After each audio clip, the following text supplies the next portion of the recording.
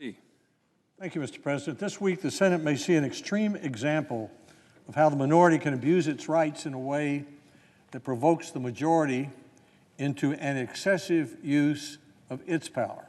I come to the floor to offer my Democratic colleagues a way to avoid both mistakes.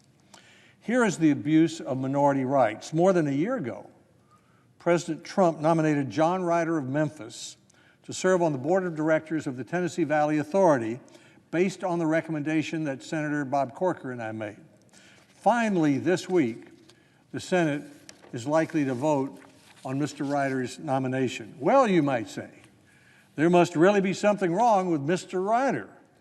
Well, if there is, then all the people who are supposed to find out what's wrong with Mr. Rider have not found it out. Senator Corker and I know him very well as one of Tennessee's finest attorneys. Senator Blackburn agrees. After a hearing at which Mr. Rider answered questions, Republicans and Democratic members of the Environment and Public Works Committee unanimously approved his nomination. No, there's no problem with Mr. Rider. Or you might say this must be a position of overwhelming complexity and importance that requires a year for all of us to think about it. TVA is the nation's largest public utility, and it is important to the millions of us in the 7-state region for whom it provides electricity. But this is not a lifetime appointment. It is not a cabinet position. It's not even a full-time position. This is one of 9 part-time board positions whose nominees are usually approved here in the Senate by voice vote. The problem is not with Mr. Rider. It's not because of the unusual importance of the position.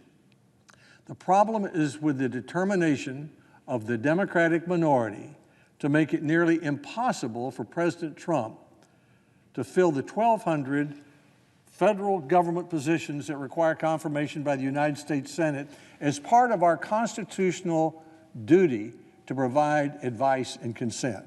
So this is where we are. Democrats have objected to the majority leader's request to vote on Mr. Rider's nomination. As I mentioned, these are nominations normally approved by a voice vote. So in order to have a vote, the majority leader, Senator McConnell, has filed a cloture petition to cut off debate on Mr. Rider's nomination. The cloture process takes at least 3 days. Here's how it works. The first day, you file cloture. That's what Senator McConnell did. The second day is the so-called intervening day when no action can be taken, so nothing's happening. The third day, the Senate votes to invoke cloture. And then there's up to 30 more hours for post-cloture debate before the Senate can finally vote on whether to confirm Mr. Rider. Unfortunately, Mr. Rider is not the only victim of such obstructionism. During the last 2 years, Democrats have done what I just described 128 times. 128 times, they've required the majority leader to consume up to 3 days to force a vote on a presidential nominee. By comparison, requiring a cloture vote to advance a nomination happened 12 times during the first 2 years of President Obama's nomination, first 2 years of President Obama's term, compared to President Trump's 128 times. 4 times during the first 2 years of George W. Bush's term, compared to President Trump's 128 times.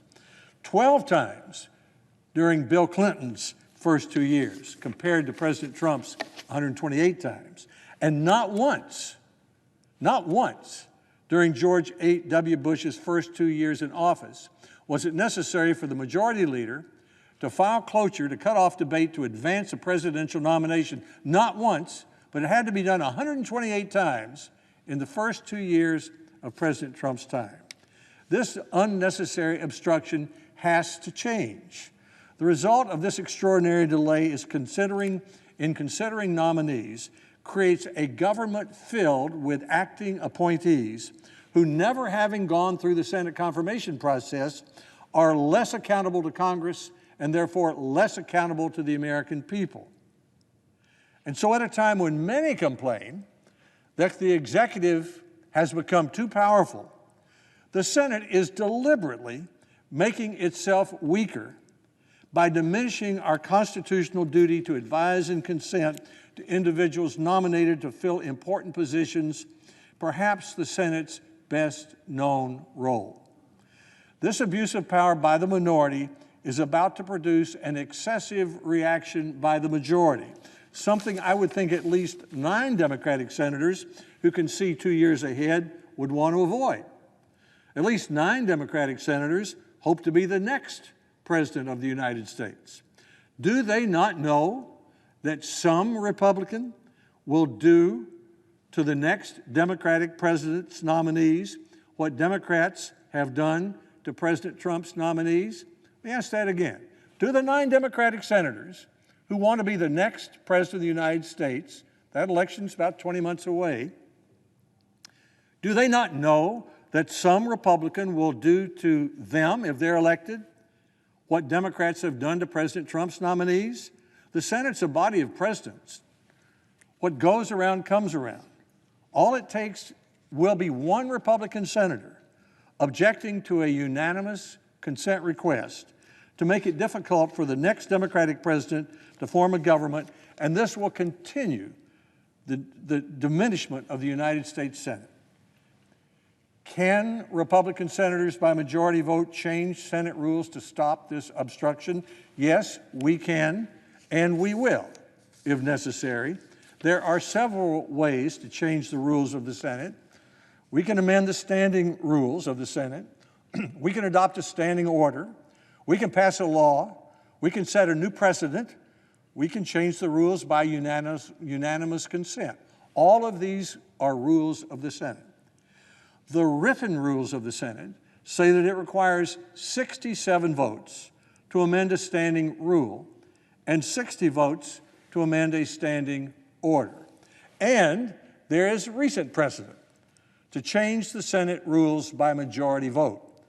In 2013, the Democratic leader, Harry Reid, used a procedural maneuver, let's call it the Harry Reid precedent, that allowed the Democrat Senate majority to overrule the chair and say, in effect, that a written Senate rule does not mean what its words say. Now, this is as if a referee in a football game were to say the following: the rule book says that a first down is 10 yards, but I am the referee, and I am ruling that a first down is 9 yards. Well, that's what happened in 2013. So in 2017, what goes around comes around. Republican majority followed this Harry Reid precedent in order to make cloture on all nominations a majority vote. And now, Republicans are on the verge again of following the Harry Reid precedent. Should Republicans do this, change a rule by majority vote, even though our written rules say that it should be done by 60 or 67 votes? The answer is no, we shouldn't. Not if we can avoid it. As Senator Carl Levin said in 2013, when he opposed the Harry Reid precedent, Senator Levin is a Democrat. He said, "A Senate in which a majority can change its rules at any time is a Senate without any rules." And Thomas Jefferson, who wrote our first rules, said, "It didn't make much difference what the rules are. It just matters that there are some rules." So it is at least awkward for members of the country's chief rule-writing body, the United States Senate, to expect Americans to follow the rules we write for them when we don't follow our own written rules. And I've heard many Democrats privately say to me, they express their regret that they ever established the Harry Reid precedent in 2013. They didn't look ahead and see that what goes around comes around, and that this is a body of precedent. So what would be the right thing for us to do? Something that avoided both the minority's abuse of its rights and the majority's excessive response. We should do what the Senate did in 2011 and 2012 and 2013, when Republicans and Democrats worked together to make it easier for President Obama and his successors to gain confirmation of presidential nominees. As a Republican senator, I spent dozens of hours on this bipartisan project to make it easier for a Democratic president with a Democratic Senate majority to form a government. I thought that was the right thing to do. And we changed the rules in the right way. The Senate passed standing orders with bipartisan support and a new law, the Presidential Appointment Efficiency and Streamlining Act, which eliminated confirmation for several positions. Mr. President, that bipartisan working group of senators accomplished a lot in 2011, 2012, and 2013. We eliminated secret holds after over 25 years of bipartisan effort led by Senator Grassley and Senator Wyden. We eliminated delays caused by the reading of amendments. We eliminated Senate confirmation of 163 major positions.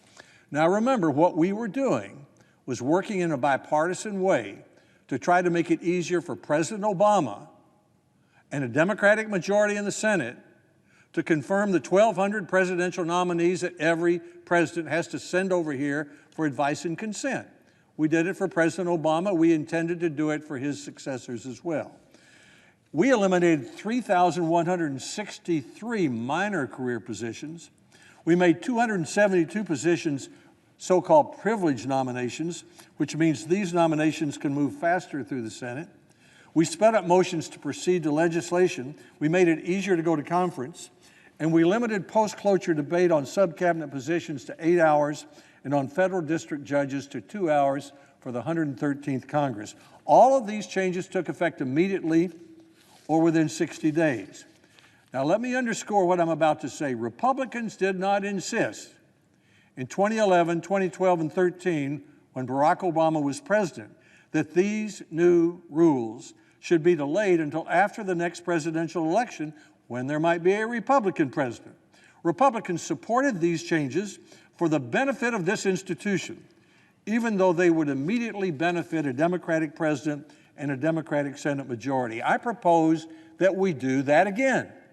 I invite my Democrat colleagues to join me in demonstrating the same sort of bipartisan respect for the Senate as an institution that Senators Reid and McConnell, the two Senate leaders at that time, Senator Schumer, Barrasso, Levin, McCain, Kyle, Cardin, Collins, Lieberman, and I did in 2011, 12, and 13 when we worked to change the Senate rules the right way. Now, 2 weeks ago, Mr. President, the Rules Committee gave us an opportunity to do things again in the right way by reporting to the Senate a resolution by Senator Lankford and Senator Blunt, the chairman of the Rules Committee. This resolution, which is similar to the standing order that 78 senators voted for on January 14, 2013, would reduce post-cloture debate time for nominations. Now remember, that's after day one, the majority leader files cloture. Day two, nothing happens. Day three, we have a vote on cloture. That's by 51 votes. And we would reduce the time for debate on day three. District judges would be debated for 2 hours, the same as the 2013 standing order that 78 senators voted for. And other sub-cabinet positions would be subject to 2 hours of post-cloture debate as well. The proposal offered by Senator Lankford and Senator Blunt would not reduce the post-cloture debate time for Supreme Court justices, for cabinet members, for circuit court, or certain board nominations, like the National Labor Relations Board, but would divide the 30 hours of post-cloture debate equally between Republicans, and Democrats. The Lankford-Blunt proposal would put the Senate back where it has historically been on nominations. With rare exceptions, Senate nominations have always been decided by majority vote. You say that again. With rare exceptions, Senate nominations have always been decided by a majority vote. President Johnson's nomination of Abe Fortas as Chief Justice of the Supreme Court was the only example of a Supreme Court nominee who was blocked by requiring more than 51 votes. But, Mr. President, there has never been, in the history of the Senate, a cabinet nominee who was blocked by requiring more than 51 votes. There has never been, in the history of the Senate, a federal district judge whose nomination was blocked by requiring more than 51 votes. Since 1949, Senate rules have allowed one senator to insist on a cloture vote, that's 60 votes, which requires more than a majority to end debate. Even though it was allowed, it just wasn't done. Even the vote on the acrimonious nomination of Clarence Thomas to the Supreme Court was decided by a majority vote of 52 to 48. Not one senator tried to block the nomination by requiring 60 votes on a cloture motion, even though one senator could have done that.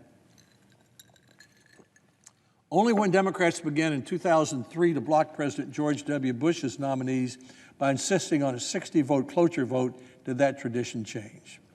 Then in 2017, using the Harry Reid precedent, Republicans restored the tradition of requiring a majority vote to approve all presidential nominees, which, as I've said, has been the tradition throughout the history of the Senate.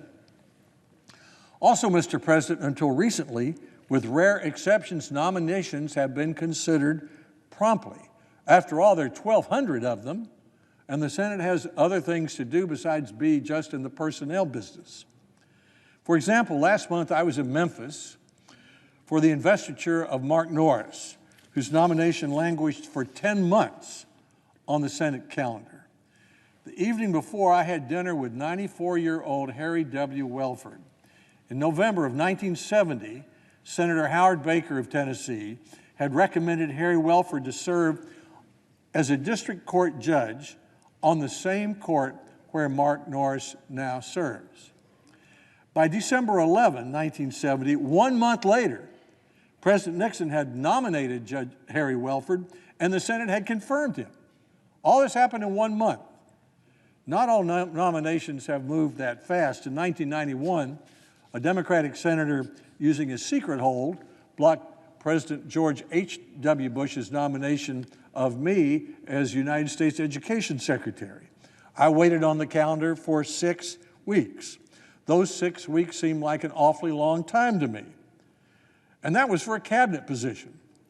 It was not 10 months for a part-time position for the Tennessee Valley Authority. 2 weeks ago, I voted to report Senator Lankford and Senator Blunt's resolution to the full Senate, even though no Democrat voted for it. I will vote for it again on the floor, even if no Democrat will join us. I will also join my fellow Republicans if we're forced to change the rules by majority vote. I do not like the Harry Reid precedent, but I like even less the debasement of the Senate's constitutional power to provide advice and consent to 1,200 presidential nominees. My preference is to adopt the Lankford-Blunt resolution, which is very similar to the 2013 resolution that 78 senators voted for, and to do it in a bipartisan way, according to the written Senate rules, as we did in 2013. I believe most Democrats privately agree that the resolution offered by Senators Lankford and Blunt is reasonable, and they will be grateful that it is in place when there is a Democratic majority and one Republican senator can block a Democratic president's nominees. The only objection Democrats seem to have to the Lankford-Blunt resolution is that it would apply to President Trump. Their other major objection